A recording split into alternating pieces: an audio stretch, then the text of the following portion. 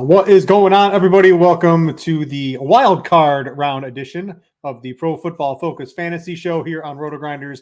I have future Hall of Fame quarterback Ian Hartitz flipping that ball, ready to go for the wild card weekend. I am Brit Devine.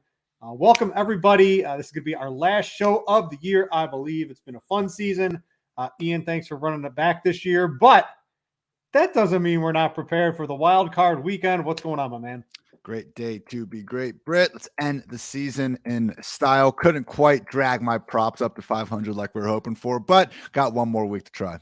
I got you, buddy. I got you. Yeah, you got more than enough. My goodness. And at least we got the Derrick Henry over receiving yards. He got that like 19-yard catch early, and it was just like job done. That was it. All right, so we're gonna do a little bit different. Normally, Ian has a big article. It's called the Mismatch Manifesto, but he changed it up for the wild card playoffs. So his article this week is the most complete teams heading into the postseason. Sort of breaks down each team's strengths, weaknesses, and what we can expect from some of these matchups this week. So Ian, I'm going to give you the floor here. What do you want to talk about here to start the show? It's a little bit different than normal.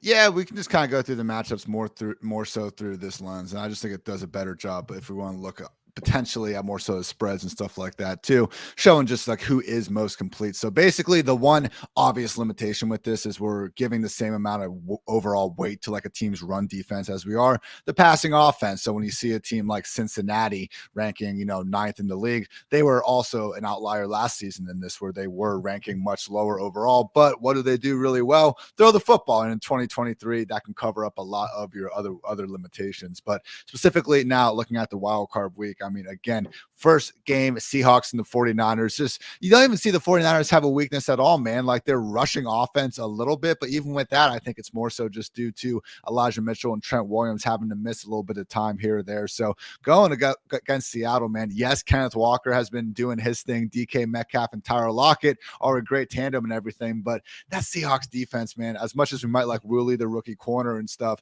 don't think they can stand up to the 49ers here. So wondering, Britt, if we are going to be attacking this 49ers offense, because I know I like Purdy in tournaments, do we think they get Debo going right away here now that he has had a little more time to get healthy? Or are you more willing to chase the George Kittle, eruptions that have just continued to happen here over the last 4 weeks?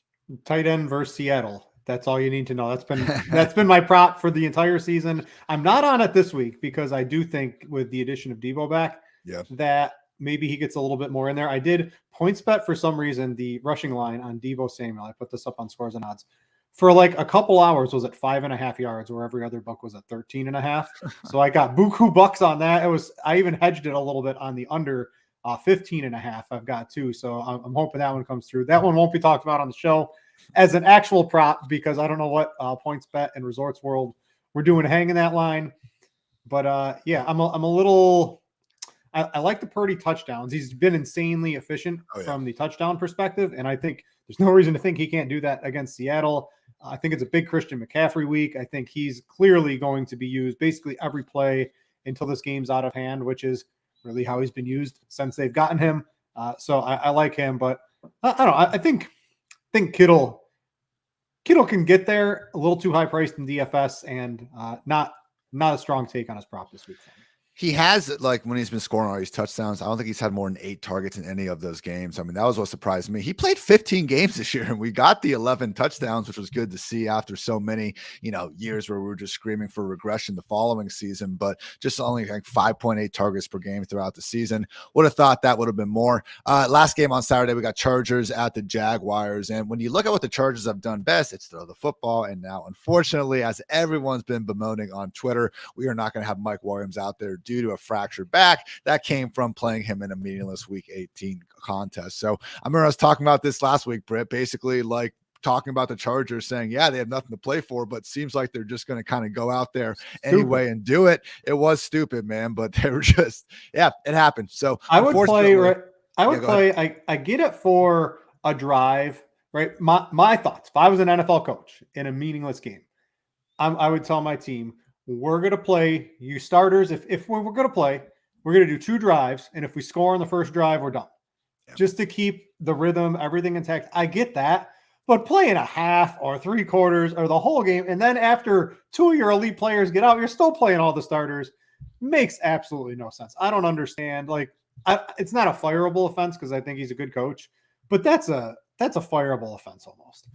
It's just especially rough, though, because you look at this Jaguars defense, and they have been pretty good at winning at the line of scrimmage. We saw them basically win them the division against the Titans there in Week 18 when Trevor Lawrence and company couldn't actually move the ball. Their one kind of weakness has been their ability to cover, but if the Chargers are walking into this, needing Michael Bandy and Josh Palmer and DeAndre Carter, the lesser guys, to step up, it might just be really swinging the Jaguars' way. So maybe I'm giving a little too much credit to the home teams, Britt, but I will say Jaguars and Buccaneers as home dogs, I think at a minimum both are very live, because if you're just talking about styles make fights here, I think both teams are set up pretty well to take down the other. Now at the same time, I don't think we have too much to take away from the Dolphins and Bills, as we know the things the Dolphins do really well were mostly tied to Tua, not so much Skylar Thompson. So really, I don't think he scored more than 21 points in any of his 4 extended appearances. And the Bills, have just been such a juggernaut, not only on offense but defense, second ranked scoring group on both sides of the ball, and particularly dominant. And this cool little havoc stat that, as you can see, really is shifting heavily blue towards the best teams in the league. Because on defense, man, at this day and age, it is more of a bend don't break. Like, good offenses are always going to move the ball, but the more you can create those negative plays, we've just seen the best teams in the league continually do that more than ever. The next one's a little more interesting, Britt. 4:30 on Sunday, Giants at the Vikings here. How live do you think the Giants are? They seem to be like everyone's favorite underdog and all this, but I don't want to hate on Daniel Jones. Like, we're going to talk about the guys he's throwing to. No one even liked his wide receivers before the season started. Now all those guys got hurt, or they're Kenny Galladay not doing anything out there. So, like, I didn't really expect him to do more with this, again, such a lesser group to begin with that's now injured. And I just don't even know if the defense could be able to hold up against Justin Jefferson and company. Thoughts on Giants Vikings? Well, first, what's the more egregious tweet? The RG3 tweet where you run the ball in the playoffs, or the I don't know if it was him also, that the Vikings are a real team because they win all the 1-score games. What's more egregious? I appreciate RG3's energy, but yeah, not some great looks right there.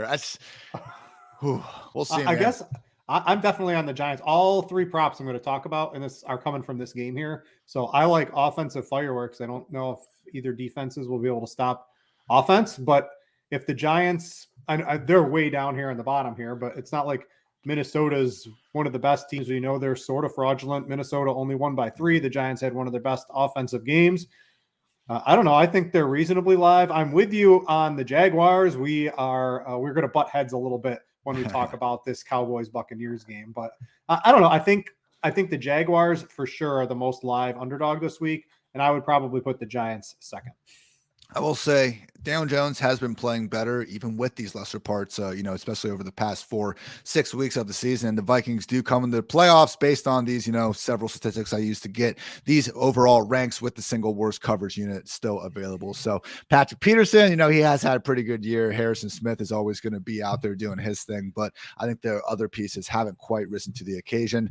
Sunday night game, Ravens at the Bengals, does look like it's going to be Tyler Huntley under center. J.K. Dobbins, they rested him. So you would like to think he's going to go out there and finally get that, 20, 25 plus carry workload, because that's really been the problem. Even before they chose to rest him in week 18, him and Gus Edwards, who has cleared the concussion protocol, were still being used. Even if it wasn't Dobbins' favor, more 60-40 than anything. We know they're not going to really throw the ball at these guys. So it's just really tough to find a pathway to be excited about the Ravens' chance of winning, because the Bengals offense, for as much as they haven't exactly killed it against the Ravens this year, the Ravens at their core have been this pass funnel group with guys not really usually being able to throw the ball against them. So Bengals, obviously that's what they do best. So really do think that big line is warranted. But yes, Britt, then we get to the main one we're disagreeing on: Monday Night Football, Cowboys and Buccaneers.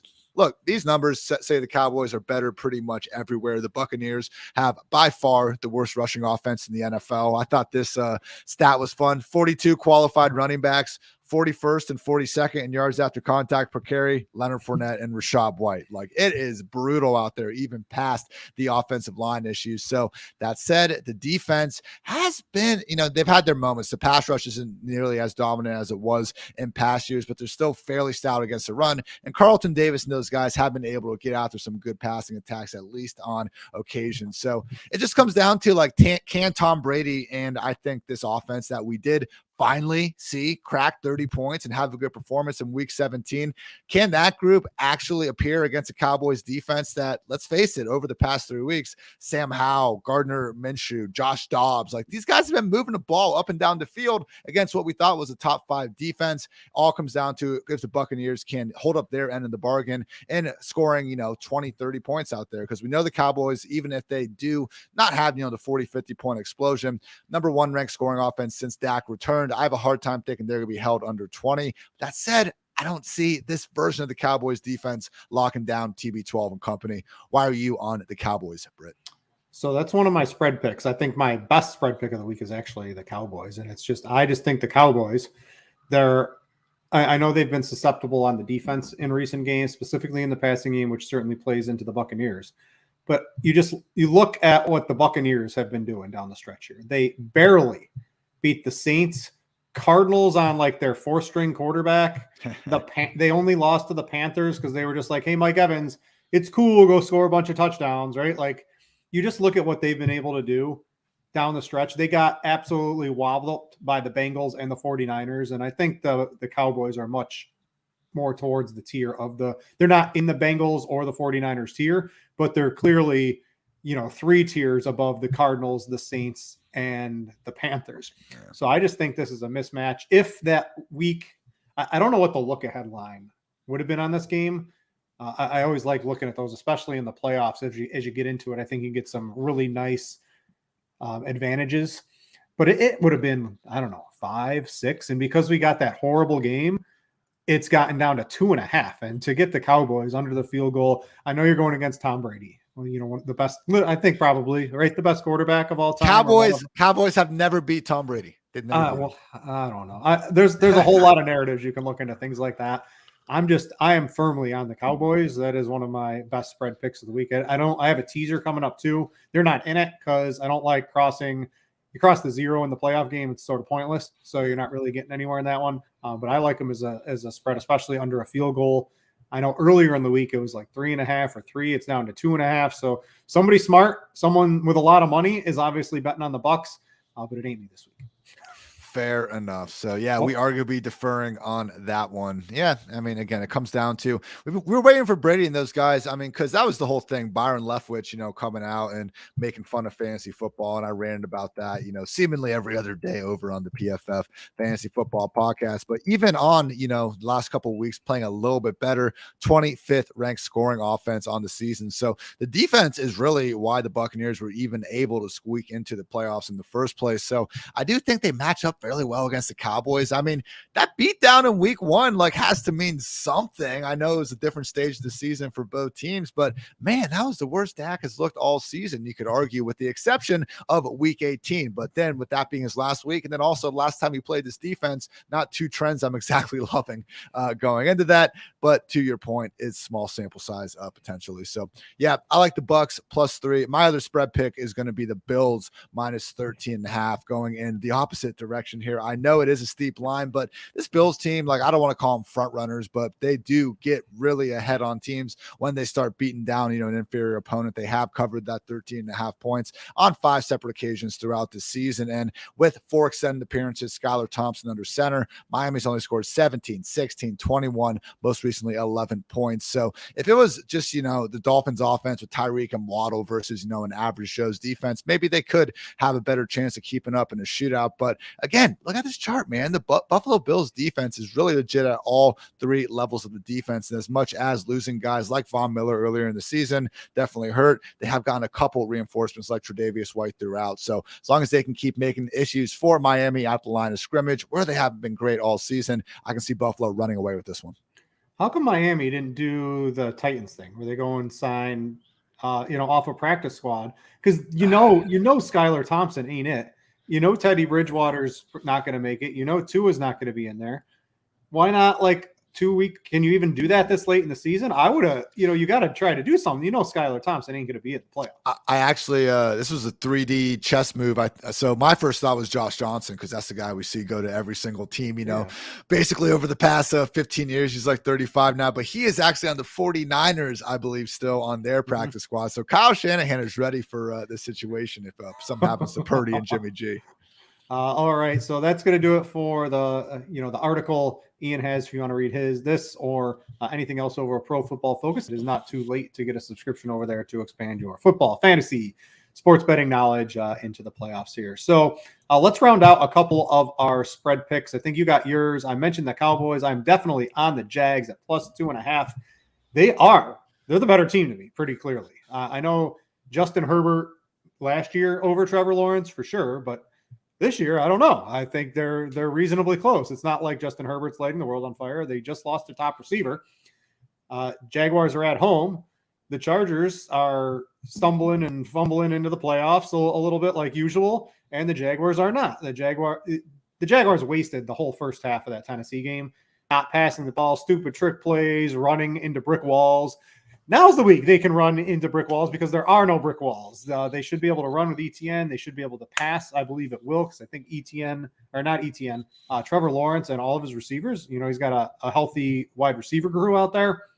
I don't know. I just think the Jags are the better team here, and we're getting them as a dog at home. It makes absolutely no sense to me. So I am all over the Jags +2.5, all over the Cowboys -2.5. I like the teasers. They've been relatively. I got hooked on the Eagles. I got them down to 6.5 last week, and they won by 6 because Jalen Hurts wasn't running the ball at all. I'm sure that'll change once he's in the playoffs next week. But I got a 3.17 or a 3-team 7-point teaser, and we're only taking this if you can get the Bengals and the 49ers. If you can get them both at 9.5 or less on your books, because we want to cross the 7 and the 3 on those. And the other one is the Jags. So all of these, basically you get the Jags to +9.5, the Bengals and 49ers. When I looked before the show, they were at -2.5 on DraftKings using this teaser. This 3-team 7-point teaser gets you to +130 on DraftKings. So it's a plus odds bet. That's what I like. I think the 49ers win pretty easily. I think the Bengals win pretty easily. Getting them under the field goal, always nice. And I also like the Jags money line, but getting them to +9.5. Any sort of shenanigans, if they pull some stupid ass trick play again, maybe I can get bailed out getting that +9.5 or something like that. But I like that 3-team teaser as a spread bet. And I can't normally find more than 1 or 2 of these. And I've got 3 this week. I think some of these lines are a little off in the playoffs. So we'll have to duke it out. We won't have a show for the rest of this season, Ian, but we'll let each other know in the DM between the Buccaneers and the Cowboys. There we go. Hey, what about, so Jaguars would be what, +9.5 versus what about Jaguars +9.5 versus Bills -6.5? That's the only one. I hear you on 49ers and Bengals. You could definitely you could add that in, Ian. Or add it in there. All right, there we go. Make it a 4-team. Go for it. I'm sure I think they get you up to +200 on draft. All right. If you do a 4-teamer. Let's go. All right. Let's get to some props. I'm going to start on these. I'm on a ultra hot streak. I don't know if I've lost a prop bet in like a month on this show.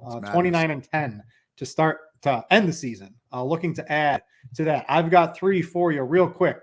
The first one has been bet up. Opened at 43. It is now 47.5 yards. We're all playing Richie James and DFS. We're all going to bet him the over on 47.5. I got that on, I don't know, it was MGM or DraftKings before the show. And this is just pretty simple. He's cleared in 3 of his last 4 games. His lone miss was 42 yards. So I'm not really holding that against him when he's basically right there.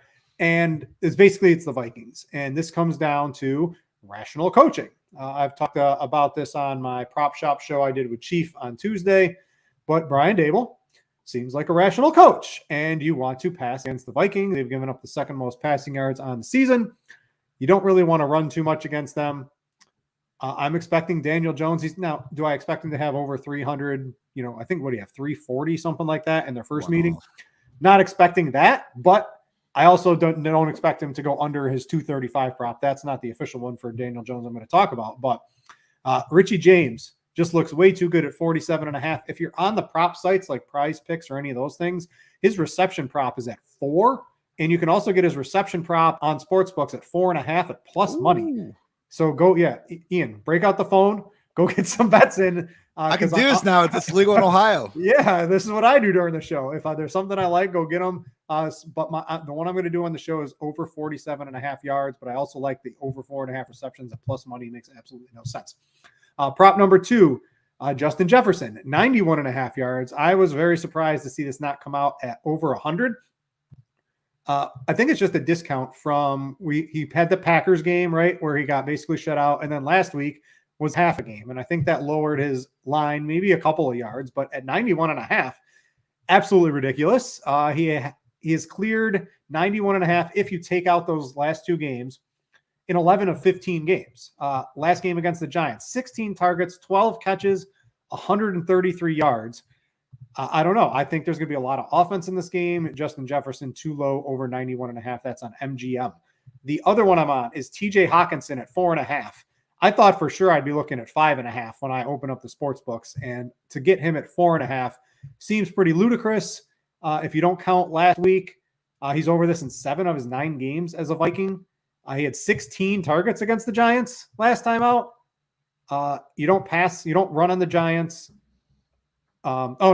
You don't run if you're the Vikings. They've had the 6th fewest yards per game on the ground, but they pass the 3rd most passing attempts per game in the league.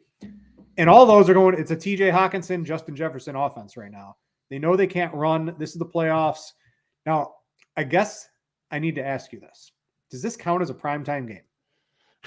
It's like it's not at night, but it's the playoffs, and you're the only game on. So because he completed the biggest comeback in NFL history in a standalone game at 1 p.m. So no, Kirk's good. This is fun. So this is not a primetime game, even though it's the playoffs. Or that's going to be good. a fun. Oh, hey, and by the way, you didn't even mention your Jaguars bet. This was a crazy stat. I forget who tweeted it out, but Trevor Lawrence has never in high school, college, or the NFL lost on Saturday night. Oh, yeah. This is when he likes to play. So that's never in high school. He probably never lost in high school. How many times did he play? Well, how many times did he play on Saturday night in high school? It's probably like freaking 10 total games. But whatever. Yeah. But those are the 3 props I'm on. I love those. And you can add in those Richie James alt reception props. I like those at plus money. So let's go 3-0, close out the season. That would put me at 32-10 if all those hit.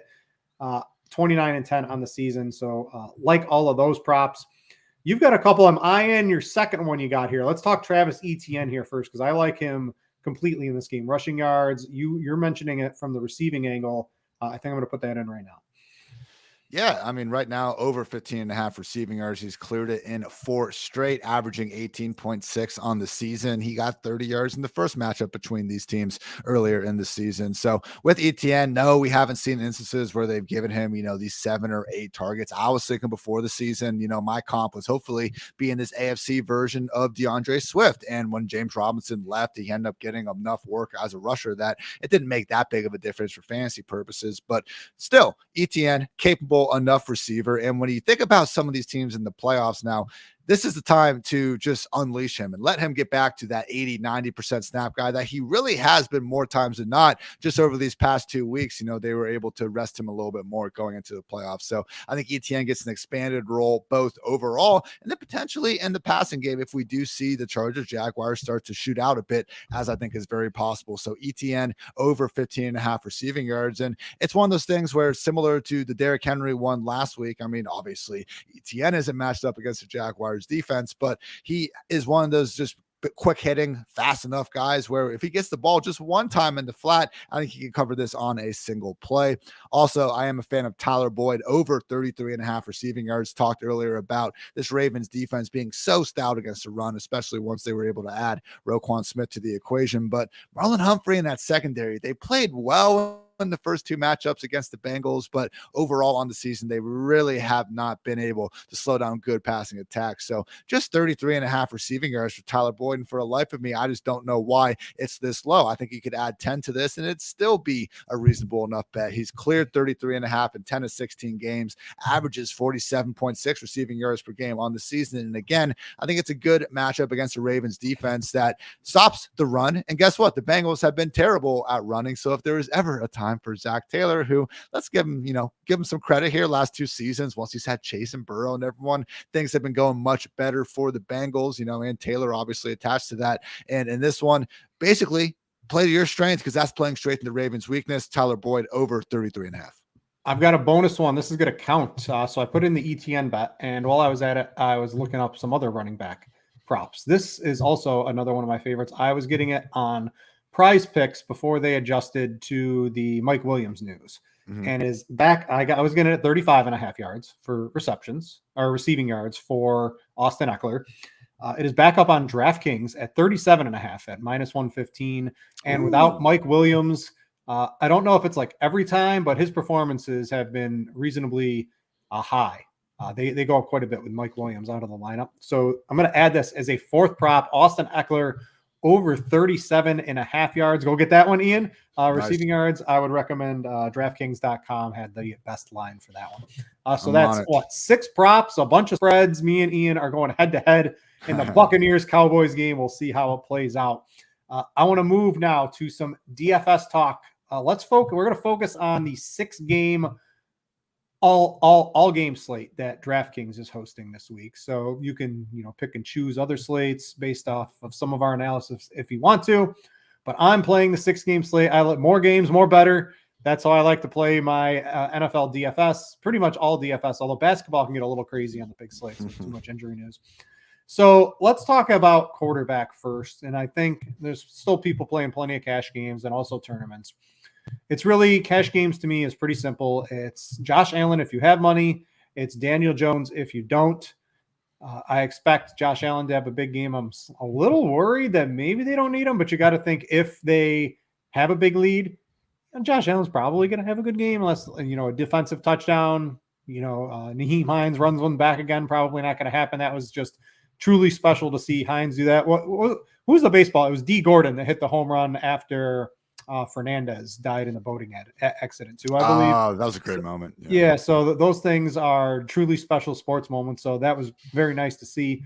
But where are you coming at from the quarterback position? I've mentioned multiple times I'm all over offense in the Giants-Vikings game and to get the rushing and what I expect a much better passing performance from Daniel Jones, sort of like the first game these two played. I think I'm leaning Daniel Jones right now.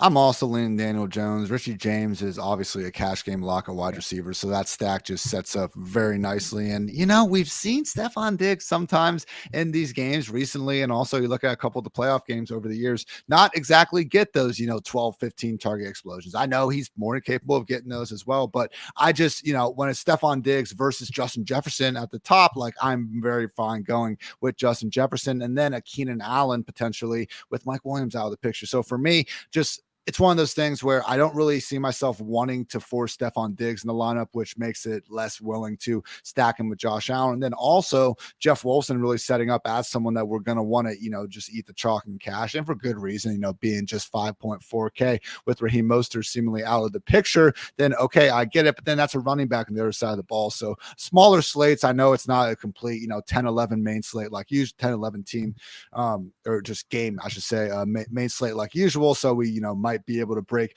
a couple of those rules, but I just think Daniel Jones fits in much more nicely. I really want to pay up at wide receiver and even to get McCaffrey at running back. So I'm with you on Daniel Jones. And GPP, I know you like Dak. I'll let you talk about him in a second, but the only other guy I would say is Brock Purdy, because McCaffrey setting up as someone that everyone's trying to get up to. And guess what? You can even stack Purdy with McCaffrey given how good he is as a receiver, but more lineups than not, I think going with Purdy and some of these potentially more so ignored receivers like an Ayuk, like a Debo, like a Kittle, specifically, I would probably lean more towards Kittle again against that Seahawks pass D, and then one of the wide receivers. But Purdy, multiple touchdowns, every single one of his extended appearances this year. Cowboys and 49ers offenses, the two I'm most willing to target in GPPs. You mentioned I like Dak. I like the Cowboys. I think the big key, Dak, CeeDee Lamb, Dalton Schultz. I'm hoping you get some positive regression from the touchdowns in the passing game. They've all been going to Zeke.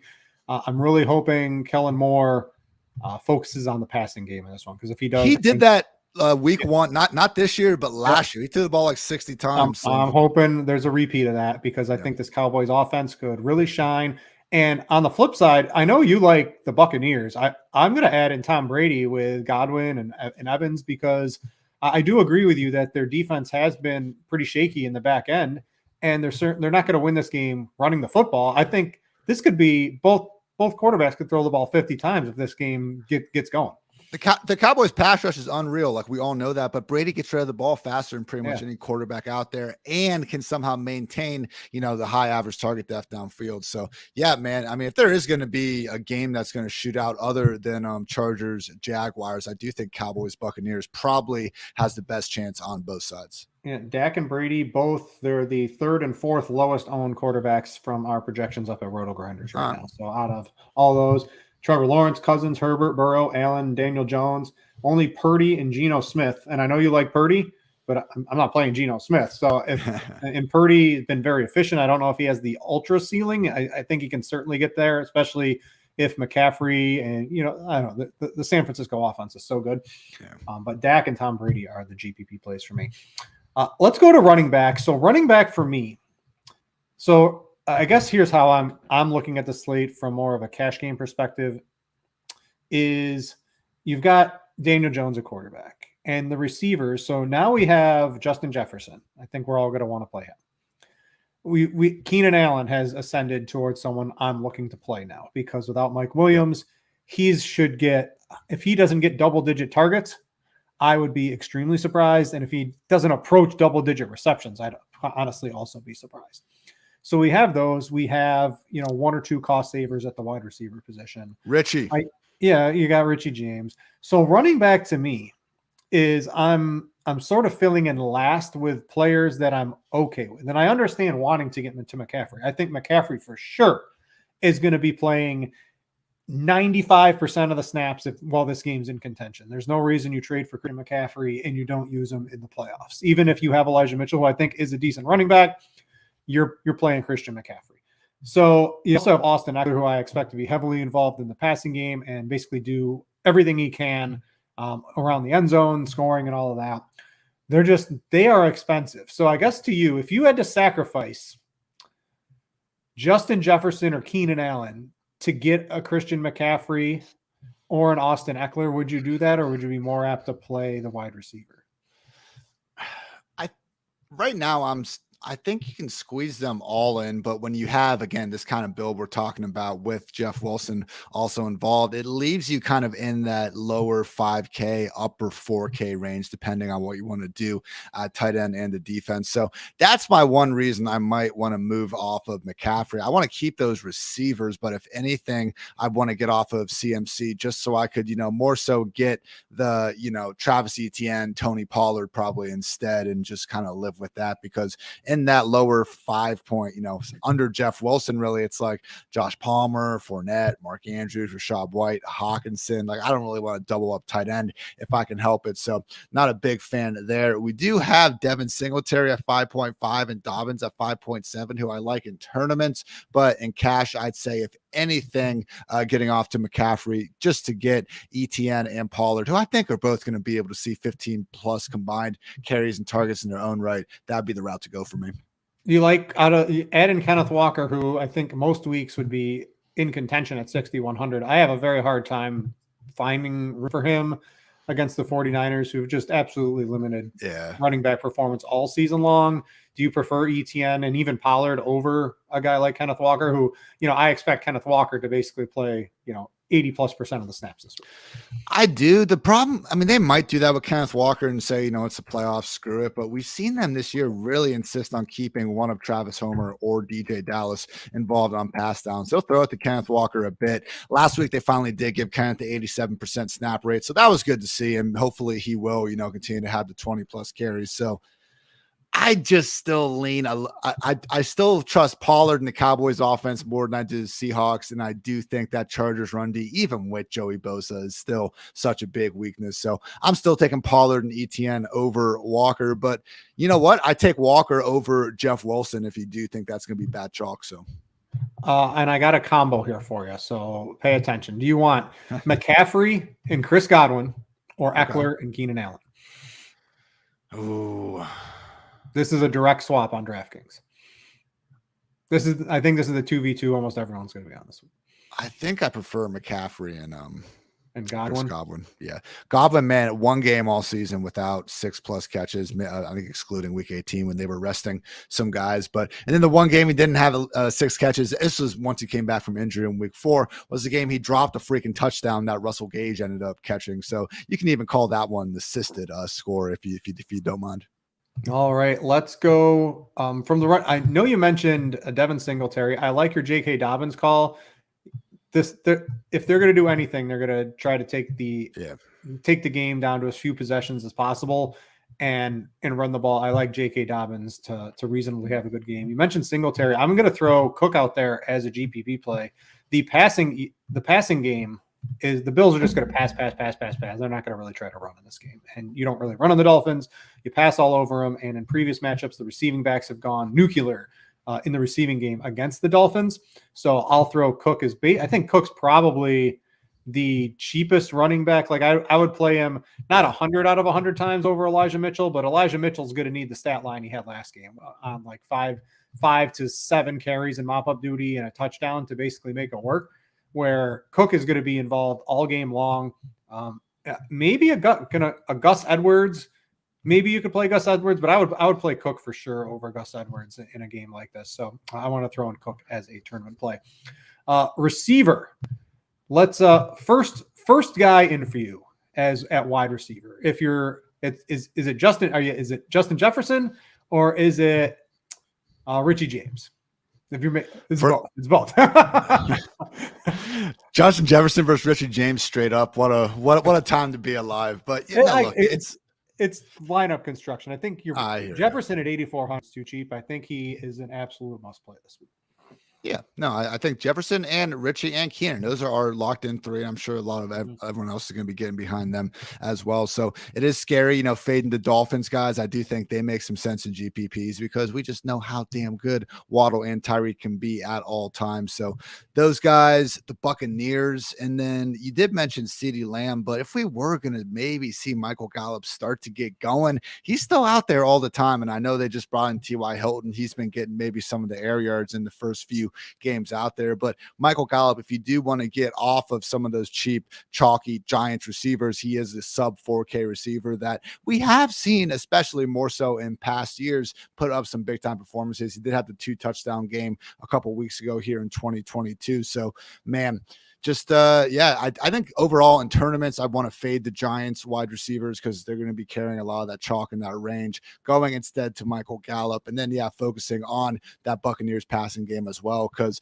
just Trayvon Diggs, he didn't shadow Mike Evans in week 1 this year. He did the year before, but as we know with the guy, I mean, he's going to make some great plays. He's going to give up some big ones as well. And then Chris Godwin out of the slot. I just don't think the Cowboys, with their banged up secondary and pass rush, not having enough time to get to Tom Brady, just shouldn't be able to really hold him down. So to me, Chris Godwin 6.4 really setting up nicely.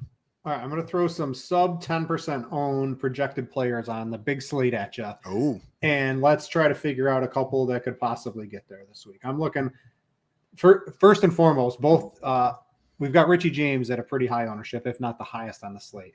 Slayton and Hodgins. I think Hodgins is certainly going to draw some ownership as well, but currently they're both projected sub 10%. Slayton's just 100 more on DraftKings? Though I think all Giants receivers, if there's a receiving player on the Giants, make for great tournament plays. Could you touch a Jalen Waddle this week? What to have a Tyreek Hill or a Jalen Waddle and expect them to get there with Skylar Thompson when you look at the receiving options we have on the high end this week? It's mind-blowing for me to even consider Tyreek Hill or Jalen Waddle. Do you think they got to break the one big play for sure, because they're not getting there on a deep play from Skylar Thompson? Right, but that's where you're kind of trusting Mike McDaniel to hopefully open things up in other ways. I mean, I bet Tyreek Hill is going to, if you can find a rushing prop for him, that'd be a good one. Number 1 all-time NFL history in yards per carry with 7.5 minimum 100 carries for Tyreek. And Jalen Waddle was next-gen stats, single best wide receiver in the NFL in terms of yards after the catch over expectation. So, look, with Tyreek, I mean, there have been games this year where he just haven't been able to connect on the deep ball, and you look up anyway, and he's still, at 8 or 9 catches for like 90 yards because they just ski him so much short stuff. So Tyreek is the one, especially on a full PPR site, I do think can get there potentially even without the big play. Whereas Waddle, I agree with you. I do think he needs to have the one hitter quitter. So definitely I will go Tyreek over Waddle. And if you do look at the games where Skylar Thompson has been under center, the target disparity where it's normally pretty tight between Waddle and Tyreek, it's really started to lean more towards Tyreek. So definitely tournament plays, but man, both. If I've learned anything for some of these wide receivers this year, is that some guys are just too damn talented to bust no matter who's under center. I definitely think Tyreek is well in that category. And your boy, Tyler Boyd, I know you like his prop, projected ownership 3% right now. That sounds like a pretty nice GPP play if you like Ian's on that one. Anyone else particularly you were looking at this week? I think Zay Jones is someone, again, is a pretty good pivot off those Giants wide receivers. So I know the Vikings secondary is weak, but they are going to be home, and just Daniel Jones, that whole factor. Again, in cash game, I get it. Going with Daniel Jones and Richie James, it lets you get up to all these other guys. But I do think there are enough really good options like a Zay Jones, even going on the other side of the ball and taking a look at an Adam Thielen or KJ Osborne makes a lot more sense in tournaments than trying to go to the well with guys like Darius Slate and Isaiah Hodgins. Ravens just ruled out Lamar Jackson and Tylan Wallace. So we are in a desperate situation for Ravens fans. J.K. Dobbins over under 22 rushing attempts this game. Ooh, I'd probably actually take the under on that, but I wish 17 and a half probably. You probably might take the over. I'll have to see what that comes out as, but I like that as a tournament call that you had there. All right, tight end. Mark Andrews with nothing at quarterback or TJ Hawkinson getting all of the targets. Which one is our preference if we're paying up? Are we paying up? Because there are a couple cheaper options. If you want to get Keenan Allen and Justin Jefferson and Christian McCaffrey, you probably have to play Hurst at tight end this week. Yeah, Hurst is where I'm leaning with it. Where it gets interesting is if you decide that Hawkinson, I think, where at this point I would rank him ahead of Mark Andrews. I mean, since he got traded to the Vikings all the way back in, what was it, week 8 or week 9, he actually has been the third highest scoring tight end aside from Travis Kelce and George Kittle. So he's been doing it throughout the season without Lamar coming back. I just think with Mark Andrews, finally kind of got going in week 18 a little bit. I know he's facing the same defense, but just I've seen this enough times where give me Hawkinson getting force fed the ball more weeks than not. The question is, like, would you be willing enough to maybe go double tight end with Hurst and Hawkinson in cash? Because again, like Hawkinson versus guys like Rashad White versus, Joshua Kelly, P. Ryan, Breida, even James Cook, Gabe Davis, like Hawkinson, I think you have to go all the way down to like Zay Jones. Hawkinson or Josh Palmer. I kind of lean. I lean Hawkinson. Yeah, I'd play Hawkinson too right now, I think. So I think it's reasonable enough there. And if you can't get up to that range, Hawkinson would be my pick over Andrews for sure. All right. Real quick, defenses. You got any takes on that? I think the Bills are going to be the most popular, 3,300, just way too cheap. I think they should probably be the highest price defense. On the low end, I think you can get interesting teams. The Jaguars, 2,700. The Ravens against Joe Burrow. Burrow does give up sacks. I think you can maybe get there at the Ravens. I much prefer the Jaguars. I think the Jaguars win that game. I like them quite a bit. I don't know. There's only 12 teams. There's not a lot of sneaky plays. What are you looking at? I mean, we don't want to mess around with Dolphins against the Bills or Seahawks against the 49ers, but I do think the Ravens, as you brought up, going against Burrow, who is more than willing to eat some sacks here and there. Ravens make some sense. And also just the Buccaneers at 2.6K. We've seen Dak. Yes, I get it. Like half of his interceptions were not his fault. PFF did not deem them turnover-worthy plays, but the other half really were. And we've seen him have a hard time keeping control of the football. And again, I just think this Buccaneers defense does enough things right that can cause some problems for the Cowboys, and they're home. So my point is, if you're trying to save some money, you could do worse than a 2.6K defense where we just talked about the cash game lineups. I mean, maybe you get up to CeeDee Lamb, but otherwise we don't really have any Cowboys in it to begin with. So Ravens or the Buccaneers, I think, are more than viable to save some cash. All right. That's going to wrap up the 2022 season here on the Pro Football Focus Show. Ian, we're doing this next year. If everything holds true, you never know. I hope you're back. I hope you're back on the show next year. I hope so too, Britt. All right, so we'll keep that going. We're going to run this back for sure. It's been a pleasure doing it with you all season long, Ian. Greatly appreciate it. And to everyone who's been watching, listening, playing the props, the bets, sending DMs, I appreciate all you. We appreciate you watching here on RotoGrinders, not just this show, but every show. Hit that like button on YouTube on your way out. Have a good 2023. See you later in the year. For Ian, I'm Britt. Thanks for watching, everybody, and we out.